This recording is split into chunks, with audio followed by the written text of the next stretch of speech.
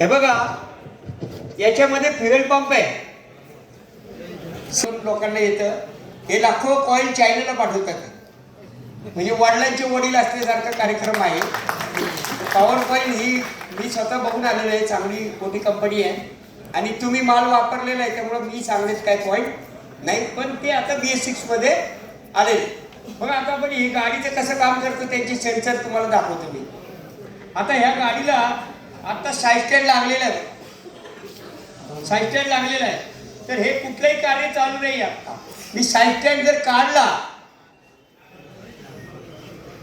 आणि मी गाडी चालू केली, हे सगळे सेन्सर चालू झाले. बघा आता हे तुम्हाला हे स्प्रे करताना दिसेल. इथे RPM वाढत जातं आणि इथे स्प्रेचा क्वांटिटी वाढत जातं. हे बघा,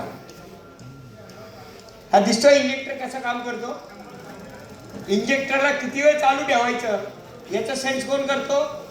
ECM नी वायर आर्थिक केली त्यावेळेला हा काय राहतो, उघडा राहतो. आयलिंग मध्ये वायर लगेच काढतो आणि जास्त स्पीडला वायर थोडा वेळ जास्त वेळ आर्थिक करून ठेवतो.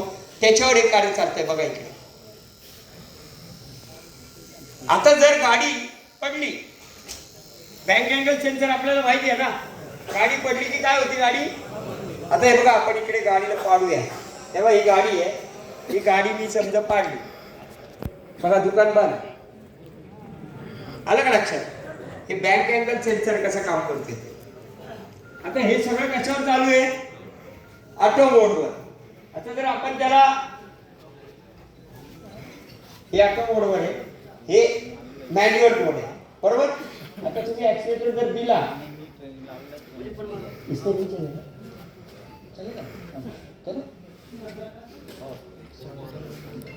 ऑफ ऑफ सेन्सरला करंट येतो आणि तो करंट बँकवर पाठवतो ECU ला. म्हणजे ECU ला काय माहिती होतं, गाडी काय आहे, उभी आहे. गाडी जर पडली तरी गाडी चालू होणार नाही. इग्निशन बंद करावं लागेल आणि इग्निशन परत चालू करावं लागेल. तर सिग्नल लाईन जी उभा आहे